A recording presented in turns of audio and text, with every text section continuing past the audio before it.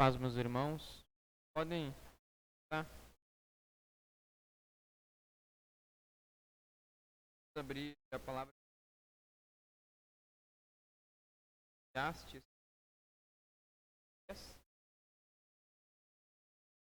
verso de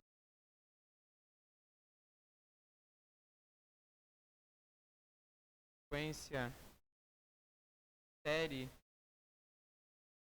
sobre o verdadeiro sentido. Falar um pouco sobre este que é tão conhecido por todos. Tempo.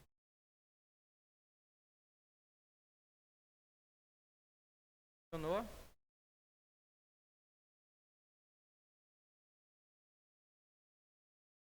Eu até tinha ensaiado algumas palavras para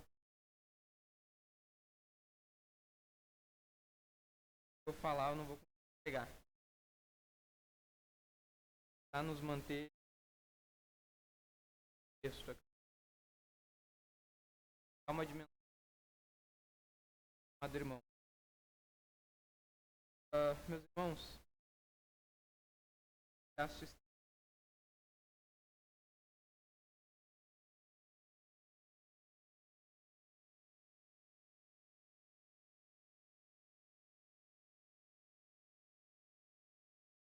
tudo tem o seu tempo determinado.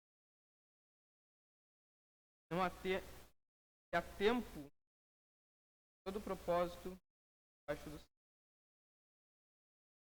Tempo de nascer, tempo de arrancar o que se pode, tempo de derribar, tempo de chorar,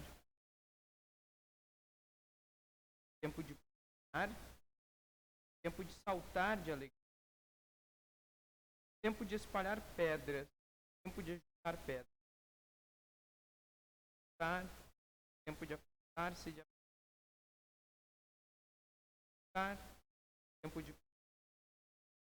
de guardar e tempo de rasgar, tempo de coser, tempo de estar calado, tempo de amar, tempo de aborrecer, tempo de guerra, tempo de paz. Que proveito tem o trabalhador naquilo com que se afadiga? E o trabalho que Deus impôs aos filhos dos homens para com ele afligir. Tudo fez Deus formoso no seu devido tempo. Também pôs a eternidade no coração do homem, sem que este possa descobrir as obras que Deus fez desde o princípio até o fim. Sei que nada há melhor para o homem regozijar-se e levar vida regalada. E também que é dom de Deus que possa o homem comer, beber, desfrutar o bem de todo o seu trabalho. Sei que tudo quanto Deus faz durará eternamente. Nada se lhe pode acrescentar, nada lhe tirar. Isto faz Deus para que os homens temam diante de Deus. Já foi. Quer dizer, quem já foi. Deus fará renovar-se. Passou. Amém.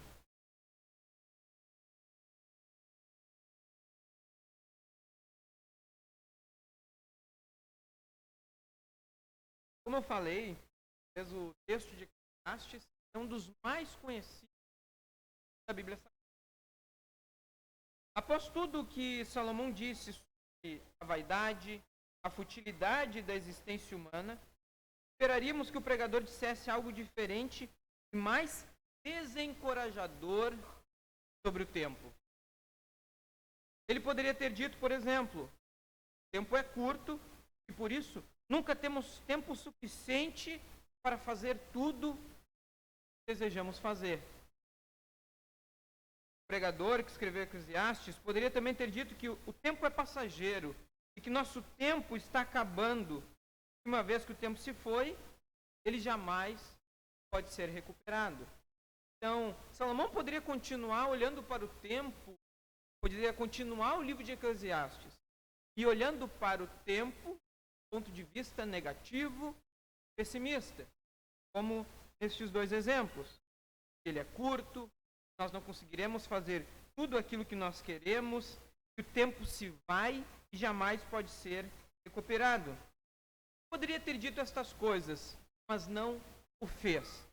Ao contrário, em vez disso, escreveu este poema, somente do verso 1 ao verso 8, sobre a ordem do tempo ordenado por Deus. E, digamos, que é um dos poemas mais famosos sobre o tempo. Na verdade, o poema é tão famoso que até pessoas que não conhecem a Bíblia, pessoas que não são cristãs, citam algumas passagens do texto do verso 2 ao 8 sobre o tempo, inclusive em algumas músicas. E ele começa no verso 1 de uma forma generalizada. Tudo tem o seu tempo determinado. Há tempo para todo propósito debaixo do céu. Tudo tem o seu tempo. Nada acontece sem propósito. Ou seja, quando ele vai nos falar sobre o tempo, ele nos fala a partir deste poema. Alguns estudiosos acreditam que a perspectiva desse poema é quase totalmente pessimista. Por quê? Eles dizem que o pregador está tão preso na tirania do tempo, que ele assume uma postura fatalista em relação à sua existência. Ou seja, aqueles que entendem que Salomão escreve sobre o tempo de um ponto de vista pessimista, olham para ele como se fosse algo fatalista. Expressões que nós brevemente, detalhá-las um a um, que o tempo não ia. Mas o que acontece é que, quando se olha para este ponto de vista fatalista, é como se dissesse, não há o que fazer. Coisas são assim. O tempo vai passar e você não conseguirá fazer bom uso dele e também não conseguirá realizar tudo aquilo que você quer realizar, porque as coisas são assim. Neste ponto de vista pessimista, os críticos reclamam que o Deus de Eclesiastes 3 seria um mestre absoluto e arbitrário. Ou seja, ele nos colocou diante do tempo e o tempo é um algoz para nós. Deus, ele é arbitrário. Ele nos colocou numa situação em que nós não temos fuga. Por quê? A dificuldade de quem olha para o tempo ou para a maneira como Deus colocou o tempo desta forma é um desconforto com relação à soberania de Deus. E aquelas pessoas que não aceitam a soberania de Deus, olham para o tempo, olham para os acontecimentos descritos aqui em Eclesiastes, e elas não aceitam que não são elas quem estão no controle. Por isso, então, a crítica.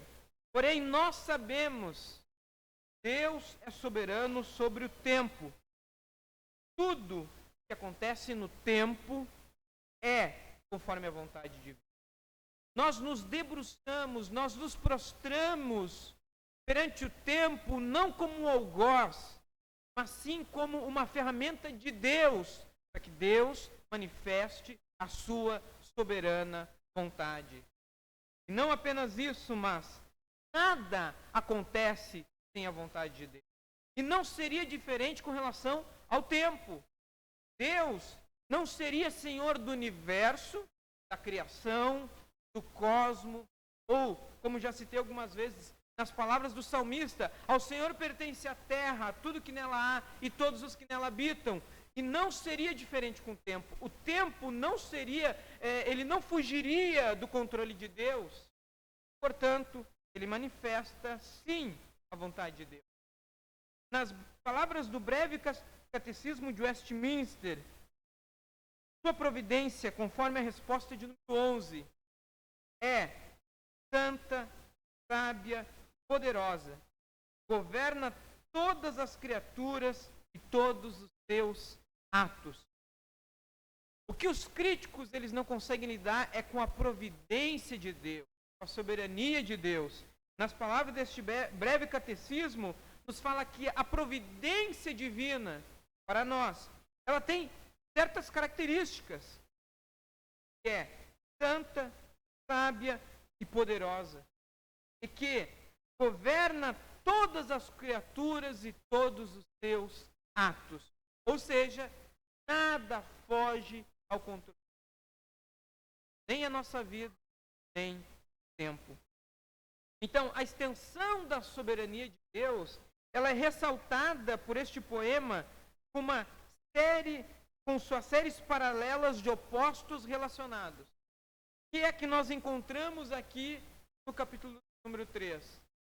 É uma série de paralelos com seus opostos. Temos aqui há tempo de nascer e tempo de morrer. Plantar, tempo de arrancar. Então, é uma série de opostos, mas que estão interligados. No capítulo número 2, terminamos com uma declaração da alegria que encontramos sempre que Deus está presente, nós recebemos a vida como presente. Isso é verdade. Deus está presente, nós recebemos das suas dádivas. Observamos também que há uma forte declaração no verso de número 11 deste mesmo capítulo. Diz assim: tudo fez Deus formoso no seu devido tempo. Ou seja, tudo o que Deus faz no tempo é bom, ainda que nós vamos passar por aquele lado negativo daquilo que Salomão está nos trazendo. Há tempo de nascer, que alegria!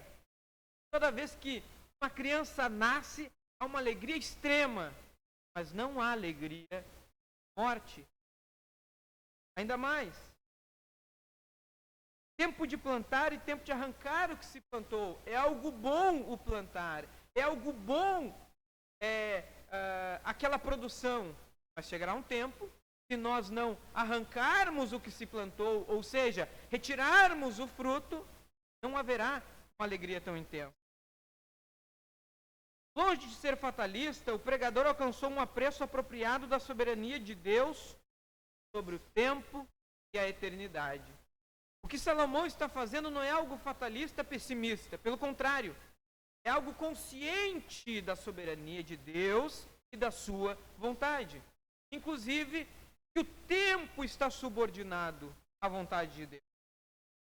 Portanto, uma compreensão bíblica do tempo e de seu lugar na visão de mundo cristã começa com a soberania de Deus.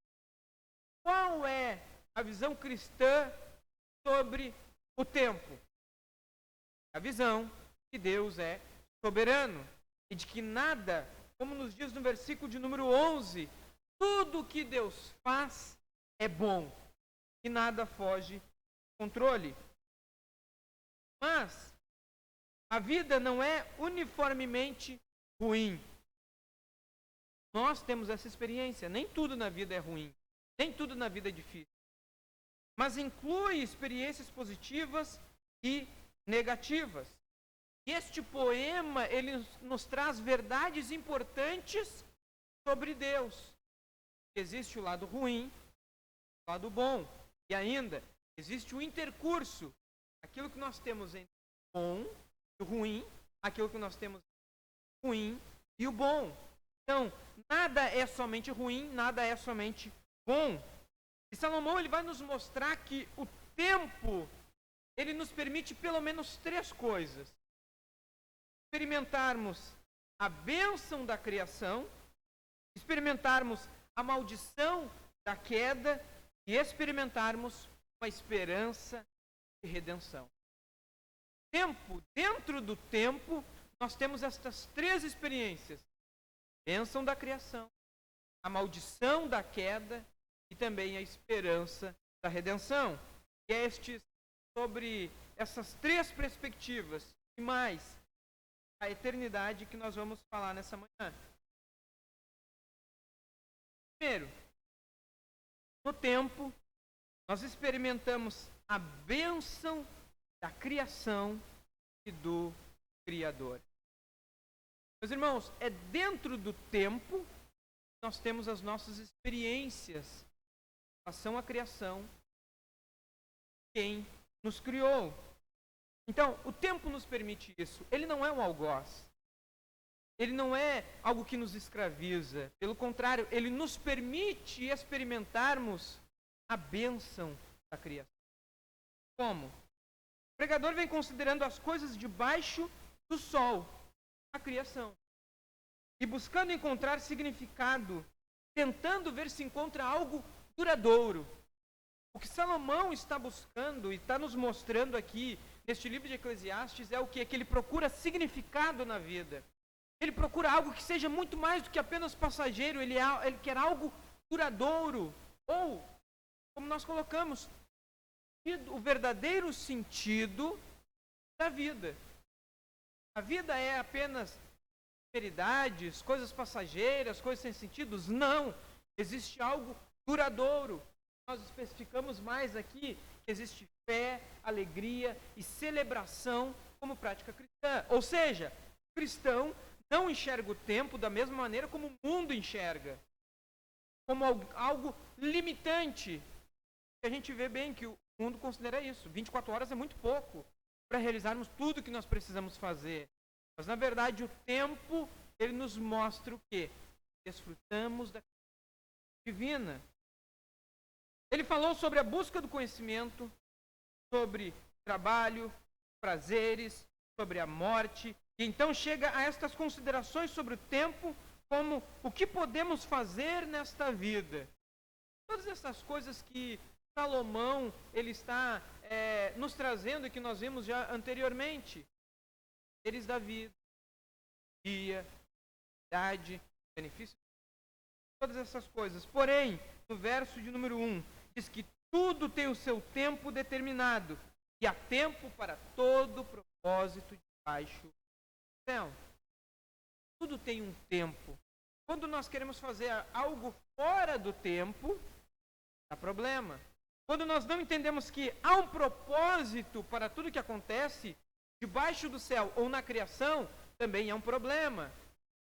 A primeira coisa a entendermos é que a soberania de Deus nos dá o tempo que temos. Ou seja, Ele controla e planeja a vida.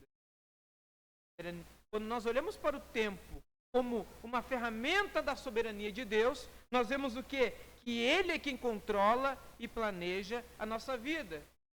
E uma pergunta simples, ela embasa tudo isso. Por exemplo, se eu não concordo que Deus controla e planeja a minha vida, tem uma pergunta simples. Quando foi que você decidiu nascer? Se eu não concordo que Deus controla todas as coisas, eu tenho que saber quando foi que eu tomei essa decisão. Ou seja, é racional. Não tem como eu decidir nascer sem ter nascido. Então, nós devemos ter esta consciência de que tudo está debaixo do controle do Senhor. A ideia de que tudo tem seu tempo determinado remete à soberania de Deus, que acima do sol planeja e controla o universo. Se nós estamos debaixo do sol, ou seja, se nós estamos dentro dessa esfera da vida, nós temos que entender que a soberania de Deus está acima do sol. Ou melhor ainda, Deus é quem criou o sol pelo qual nós estamos debaixo. Então, o controle do universo, ele não está nas nossas mãos, mas ele está nas mãos de Deus. E quando coisas ruins nos acontecem, não significa que Deus perdeu o controle. Ao contrário, Ele é quem criou o sol pelo qual nós estamos debaixo. A palavra aqui traduzida como tempo, ela tem uma dimensão que pode ser tida como época, estação, temporada, que é o termo kairos. Diferente, ele está mais ligado ao tempo apontado como uma estação, um período. O tempo, e a expressão kairos para tempo é diferente da expressão cronos. Seria o tempo como uma medida e duração de segundos. Então, quando nós falamos de tempo, nós não estamos falando do relógio que está passando, somente ou literalmente. O tempo é as 24 horas que nós temos. Não, é mais como uma estação, como um período, como uma parte da vida que não está ligada ao relógio. A ideia é de que Deus preparou nossa vida de tempos diversos, fases diversas. Assim como o ano ele passa por estações, assim também as nossas vidas. Nós não estamos restritos somente aos segundos, às horas. Nós não estamos restritos às estações. O ano, ele tem as suas estações. E assim também é o tempo que Deus preparou para nós. A realidade é de que nós não controlamos este tempo. Porque quando eu olho para o tempo do relógio, eu penso que eu controlo o tempo. Sei o que eu vou fazer dentro deste determinado período de tempo. Mas quando nós olhamos para algo mais abrangente, são as fases diversas da nossa vida, assim como existem as fases do ano, ou as estações do ano, é que nós vemos que nós não controlamos o tempo. Ou você controla quando vai entrar ou sair a primavera. Você controla o dia que inicia e termina o seu inverno? Não, porque o seu inverno está dentro do inverno de todos nós. Ou seja, não é nosso controle. Mas, enquanto esperamos, ou seja, enquanto estamos vivendo todo tipo de situação que está acontecendo. Eu fico triste só no verão? Não. Eu fico alegre só porque é verão? Também não. Também não fico triste porque é inverno ou só alegre quando... Eu passo pelas situações da vida no meio das fases e das estações da vida. Então, ele nos relata ali toda essa dimensão, coisa boa da coisa ruim, tempo de fazer algo e fazer algo. E ele lista 14 paralelos destas situações, que é o que nós lemos do versículo 8 ao do versículo 2 ao 8. A cada par, ele busca cobrir todo o espectro da existência humana. Nós vemos que não existem só os extremos, mas sim todo complemento, toda a vida humana com uma completude, não apenas os extremos. É a técnica chamada de merisma, quando você menciona dois polos em que o meio está incluído. O que ele faz aqui é isso, é um merisma. O que é? Há uma música muito famosa do YouTube, ele diz que alguém que está percorrendo, buscando o amor, ele diz assim, ó, fui do céu ao inferno, do frio ao calor. O que ele está fazendo? Ele está fazendo um merisma. Ou seja, ele vai de um extremo ao outro. Só que no meio deste extremo está incluso aquilo que acontece. Bom, vamos supor, do carro, eu tiro o carro da inércia a partir do 1 km por hora, 5 km por hora, 10 km por hora, mas eu não chego no próximo segundo ao 100 por hora. Eu tenho que ir desenvolvendo. Então, eu estou em baixa velocidade e em alta velocidade. Só que eu tenho o meio. Está incluso, apesar de eu andar em baixa ou de alta velocidade, o meio está incluso. E é isso que Salomão está fazendo. Por exemplo, ele fala de tempo de nascer e tempo de morrer. E isso inclui tudo o que está no meio. Ele fala em plantar e colher. Está contido todo o árduo processo do trabalho do lavrador. Eu planto e no outro dia eu colho? Não. Portanto, há um longo processo que o lavrador faz com relação à plantação, para que então depois ele possa colher. Chorar e sorrir. Está incluído aqui todas as emoções humanas em toda a sua diversidade. Eu não passo da alegria ao choro, do choro à alegria. Eu tenho as outras emoções que estão incluídas até eu chegar nos extremos. E assim Salomão nos dá um belo resumo do que está envolvido na vida. Quando ele coloca todos esses trechos aqui, ele está resumindo a nossa vida a partir dos extremos. Mas, para ele, o meio está incluído. Ou seja, Deus está envolvido em cada aspecto da existência humana. Ele sabe que choramos, que nos alegramos. Ele sabe também as emoções que estão envolvidas no meio do caminho. E é estranho quando os cristãos não gostam desta ideia de passividade com relação ao controle. Por quê? É não gostar da soberania divina. Ele é um lembrete de que por detrás da cortina do espetáculo da vida, há alguém fazendo tudo funcionar.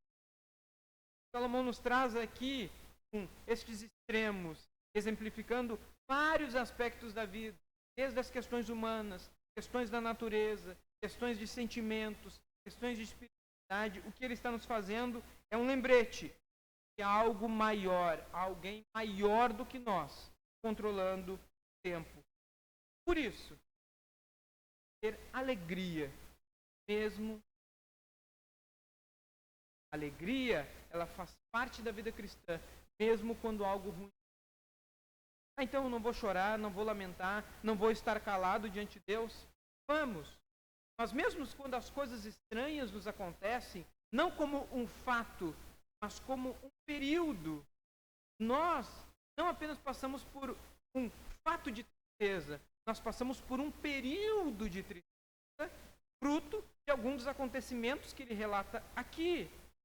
Mas mesmo em meio a esses dias estranhos, nós temos uma alegria. E qual é esta alegria? Que nada foge ao controle. Mesmo quando fugiu ao nosso controle.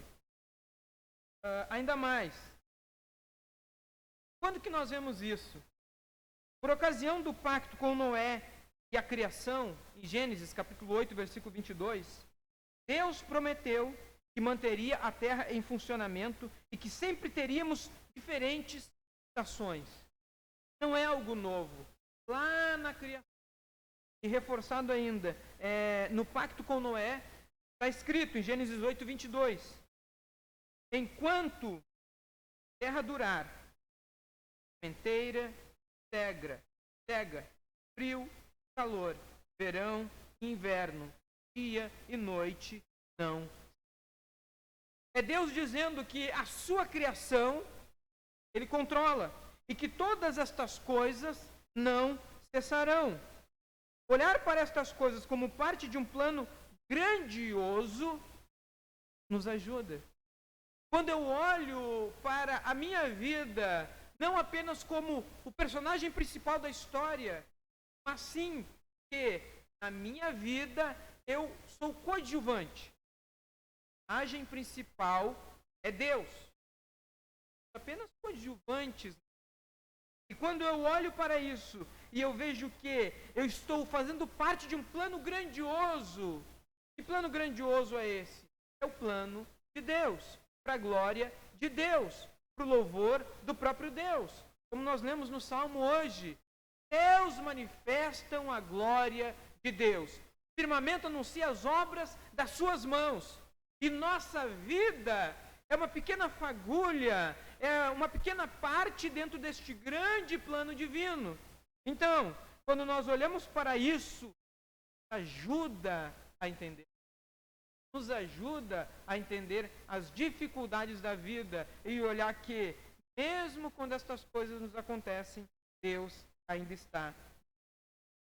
Então, o tempo, ou no tempo, nós experimentamos bênçãos da criação. Em segundo lugar, no tempo, nós experimentamos a maldição da queda. É o que Salomão nos diz. É o que Salomão nos cria. Ao outro extremo, há também a tristeza. E todos temos que lidar com esta escassez do tempo. Cada escolha de como empregar o seu tempo o leva a deixar de fazer outras coisas. Se há algo que está bem definido para nós, é a escassez do tempo, a limitação do tempo. E quando eu escolho fazer algo, eu deixo de fazer outro algo. Por exemplo, enquanto vocês decidem vir ao culto, adorar a Deus, se prostrar diante de Deus, enquanto vocês estão gastando estes minutos ouvindo esta pregação, vocês estão deixando de fazer outras coisas. É uma escolha, porque o tempo é limitado. E os minutos que vocês estão aqui ouvindo esta pregação, não voltam jamais. 30, 40, 50 minutos não vão voltar. Você vai ter outros minutos, mas estes aqui não voltam mais. Então, ele é escasso, ele é limitado. A passagem do tempo nos faz sentir a rapidez da vida em um mundo caído. O tempo passa, temos o que é muito fruto da queda. Por quê? Conforme seus merismas, Salomão nos ensina que se olharmos apenas para o tempo, nossos corações se apertam de um jeito estranho e doloroso. Nós olharmos apenas para a limitação do tempo, nós vamos ver que há muita dor envolvida. E a maior parte desta dor está na expressão tempo de nascer e tempo de morrer. Duas certezas que temos na vida. São as duas certezas. Vida, na verdade, é o que nós está incluído no meio. Tempo de nascer. Tempo de morrer. Vamos ver. Meio dos dois. Chamamos de vida. E um autor, ele diz que são os dois compromissos que todos acabam cumprindo. As duas certezas. Nascemos, morreremos. Todos nós passaremos por ela. Podemos ter vida extremamente diferentes uns dos outros. Uns vão fazer faculdade, outros não. Uns vão fazer emprego nesta área, outros vão para outra área. Uns vão viver de uma maneira, outros de outra maneira. Mas há algo em comum entre nós. Todos nascemos. É um compromisso inadiável. E nós cristãos precisamos ouvir a dor deste mundo caído. Nós precisamos ouvir o mundo gritando, falar acerca da queda, pois nós temos o único remédio para o mundo que está em dor.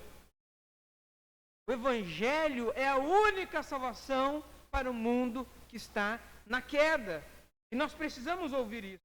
Precisamos ouvir com respeito, pois é por graça que a nossa dor foi tratada.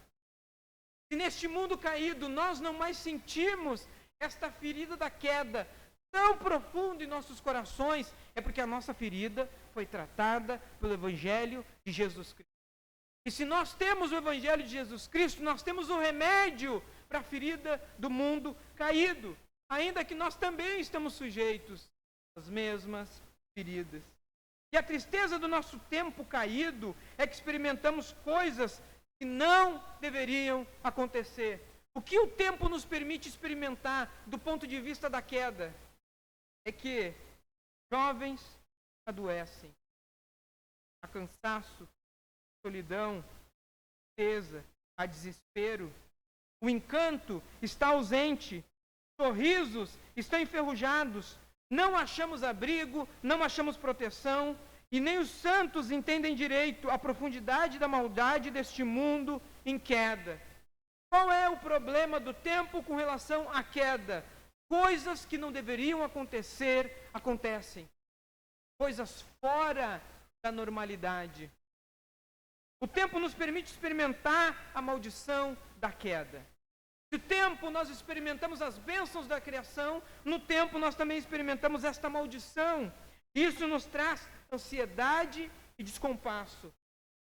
Nós estamos sujeitos à queda e o tempo nos mostra isso. Diariamente vemos os efeitos da queda em um mundo que se tornou maldito por causa da sua rebelião contra Deus. Vivemos em um mundo que está em maldição por causa da sua rebelião contra Deus. E para estes, tempo é um algoz. Para quem anda em descompasso, em tristeza, quanto mais tempo tem, mais triste é. Não deve ser assim para nós. Temos enorme dificuldade para lidar com o fato de que teremos tempos diversos na vida. Ou seja, quem dera termos apenas tempos de alegria, tempos de paz, tempos de colheita. Mas não, precisamos passar pelos tempos de dificuldade. E por isso, quando tudo vai bem, nós queremos segurar o tempo com as nossas mãos. Nós não queremos que o tempo de paz acabe e que entre o tempo de guerra. Nós não queremos que o tempo de nascer, ele chegue ao tempo de morrer. Nós não queremos que o tempo de alegria, o tempo de abraçar, ele passe para o tempo de afastar-se de abraçar que vem a tristeza. Então nós queremos segurar o tempo com as nossas mãos para que as coisas ruins não nos sobrevenham. Queremos fixá-lo apenas nos momentos bons para evitarmos aos tempos de chorar. Isso é fruto da queda. Se você acha que encontrará uma forma de segurar o tempo e evitar que ele passe, Salomão hoje está sussurrando nos nossos ouvidos. Isso é vaidade. Isso é vapor. Não é possível. Mas ainda há algo mais na forma que o tempo e as épocas da vida funcionam. E é, o tempo permite-nos farejar algo além da queda. Queda não é a palavra final. Por isso nós então entramos no nosso terceiro ponto. No tempo, experimentamos a esperança da redenção. Se no tempo nós desfrutamos da criação, no tempo nós sofremos os efeitos da queda, também é no tempo nós experimentamos a bênção da redenção. Ou seja, devemos ver as épocas da vida não meramente como algo passageiro, como parte de um plano divino com um alvo específico em vista. Qual é a bênção do porvir que nós podemos experimentar? De que Deus vai salvar um povo para si por meio do Redentor Jesus Cristo. Em Cristo convergem todas as coisas. Em Cristo, o nosso Redentor, nós temos esperança. Criação, queda, redenção estão interligados. Em Cristo convergem todas as coisas. Entender como o mundo funciona à luz da redenção vai nos dar algo novo, um alento para os nossos corações. Entender que olhar para o mundo da perspectiva da redenção, de que Deus, através de Cristo, está reconciliando com Ele. O mundo nos dá esperança. E também é no tempo que nós desfrutaremos das bênçãos da redenção. O tempo não é um problema a resolver. Este ponto é a maravilha e mistério da experiência humana. Nós não precisamos resolver o problema do tempo. Cristo resolveu ele para nós. Porque é em Cristo a plenitude, diz o texto bíblico, que na plenitude dos tempos, ou seja, no momento específico, no momento determinado por Deus, Cristo veio para nos mostrar que na bênção e na queda nós temos algo maior, algo superior, que é a redenção do Filho de Deus. Porque Jesus nasceu no tempo. Jesus se submeteu ao tempo. Jesus morreu no tempo. Jesus se submeteu ao tempo na sua morte. Em Cristo, Deus Filho nasce, depois de 30 e poucos anos ele morre. Portanto, teve a hora certa de nascer e a hora certa de morrer.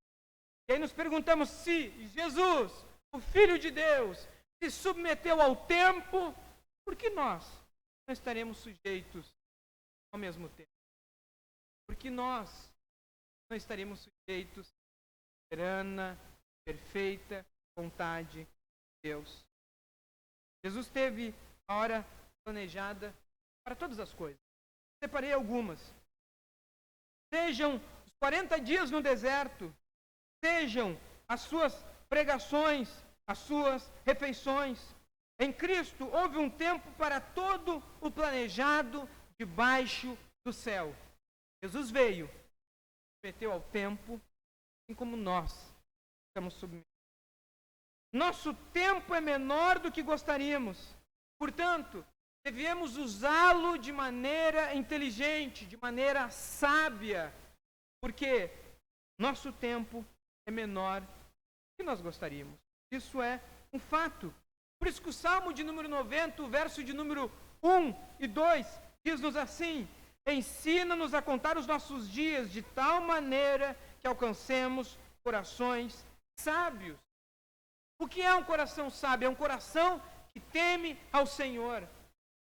Um coração sábio que sabe contar os seus dias. É um coração que sabe que os seus dias estão debaixo das mãos de Deus. Não estão no seu controle. Portanto, tudo é parte de um plano onde todas as coisas cooperam para o nosso bem. Versículo de número 11. Tudo fez Deus perfeito ao seu tempo, não nosso tempo. Nós não somos Jesus, não sabemos como serão os tempos, como cada estação passará, mas descansamos em saber que Ele sabe. Eu não sei o tempo de todas as coisas. Você não sabe o tempo de todas as coisas. Você não determina quando que as coisas acontecem. O que nós buscamos é, a partir do temor do Senhor, a sabedoria divina, para usarmos os nossos dias, contarmos os nossos dias de forma inteligente, fazer bom uso, ou nas palavras de Efésios, capítulo de número 5, se eu não me engano, remindo o tempo. Mas nós precisamos ter algo em vista, que a redenção nos traz, de que nós não somos o Senhor do tempo, mas nós estamos nas mãos de Cristo, e Ele é o Senhor do tempo. Nós precisamos, assim como uma criança que não sabe o caminho, mas confia no seu pai que sabe o caminho, e ela descansa. A criança não precisa estar atenta com o trânsito, com a velocidade, com os carros. Ela não precisa estar atenta com se tem gasolina para chegar, se tem dinheiro para o pedágio. Não, o que a criança faz? Ela descansa, porque não é com ela. Não é ela que governa a sua vida naquele momento. Assim somos nós. Nós não governamos os tempos, as estações, os períodos de tristeza, de alegria, o tempo de chorar, o tempo de sorrir, o tempo de paz, o tempo de guerra. Mas nós, como filhos de Deus, descansamos de que Cristo está no controle da nossa vida. E, portanto, Ele é o dono do tempo. Sabedoria envolve passar por cada período da semana, do ano, do dia, da vida, com submissão alegre ao Deus que tudo projetou. Ainda, muitas vezes, frustrados, não entendemos o projeto dele. Mas nós precisamos desfrutar frutos das nossas horas, dos dias, das nossas semanas, dos nossos meses, dos nossos anos, das nossas subordinados alegremente à vontade de Deus. Não significa que nós precisamos então sermos fatalistas, sermos despretensiosos, displicentes com o tempo. Bom, afinal, é no controle de Deus, então tanto faz, tanto fez. Não! O salmista nos diz: dá-nos sabedoria, Senhor, para contarmos nossos dias. Por quê? O problema é que nós olhamos o tempo pelo lado dentro. Nós olhamos o tempo pelo lado de dentro. Em que sentido? Há uma citação ou há uma analogia com relação à tapeçaria, ao tapete. Eu anotei assim: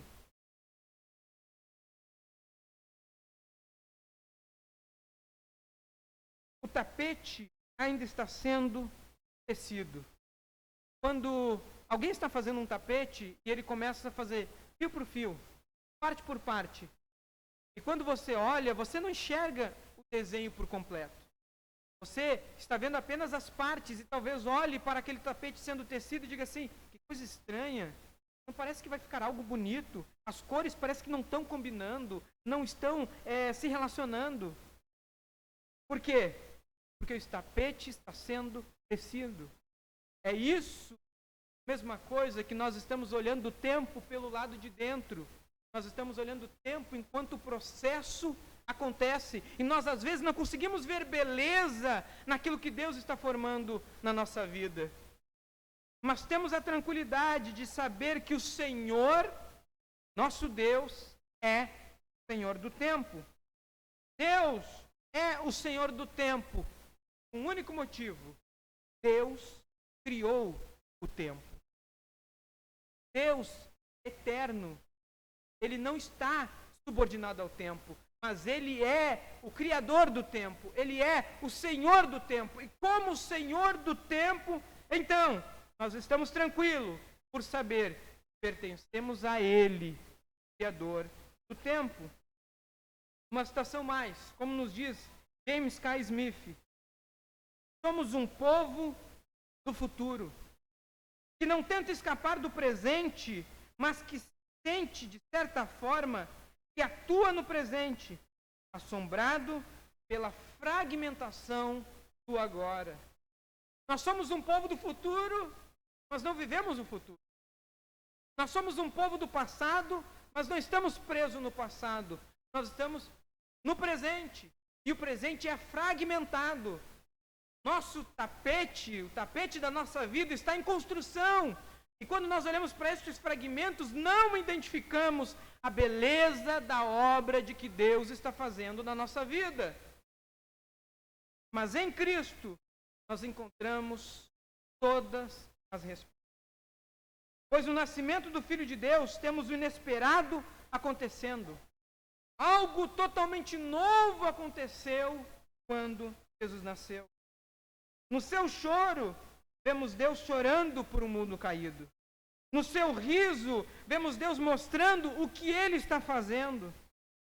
Sua morte, vemos Deus sofrendo as nossas dores e experimentando a culpa de nossos pecados.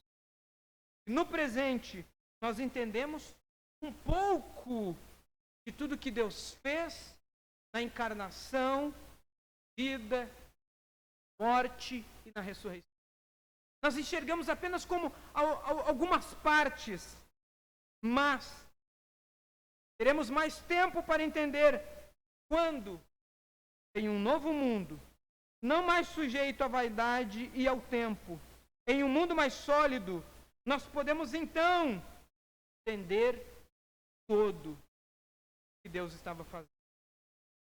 Precisamos ter alento em nosso coração com relação ao tempo. E de que maneira nós temos este alento ao tempo? Quando nós nos rendemos a Cristo como Senhor do tempo. Se Cristo é o Senhor do tempo, no nosso coração, nós só teremos descanso quando nos rendermos. Amém? Vamos nos colocar em pé? Teria um último ponto, meus irmãos, para falar, mas o tempo já está avançado. Que é sobre a expressão, a eternidade no coração do homem. É sabermos que Deus colocou em nós um desejo pela eternidade. E não apenas nós como cristãos, nós mais ainda, mas no homem. A expressão que Salomão diz é: Deus colocou no coração do homem o anseio pela eternidade. E é o que todo o ser humano faz. Ele está sempre em busca de algo mais. E aí, como o nosso pastor pregou, ele procura nas riquezas, no trabalho, nos vícios sexuais, ele procura na intelectualidade, ele procura nos seus sentimentos, nos seus relacionamentos. Ele nunca está satisfeito, ele está sempre em busca de algo mais. Algo que transcenda as suas experiências humanas.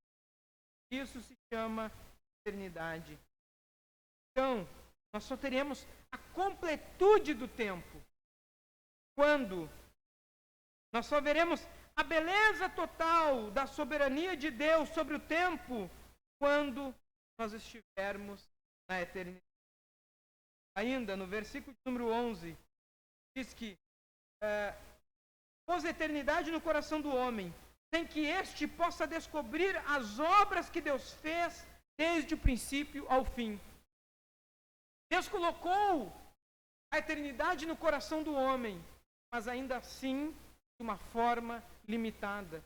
Nós não conseguiremos compreender nesta vida o princípio, o fim de todas as coisas.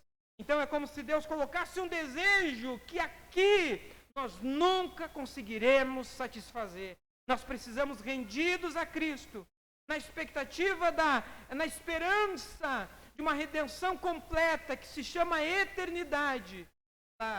Então, diante dele, onde a palavra de Deus diz que tudo fará sentido. Ele enxugará dos nossos olhos toda lágrima. Não haverá pranto, não haverá choro, não haverá tristeza. Todas as coisas. Nós olharemos então com a obra completa. Entenderemos. Isso ele estava. Era isso que ele estava nos moldando.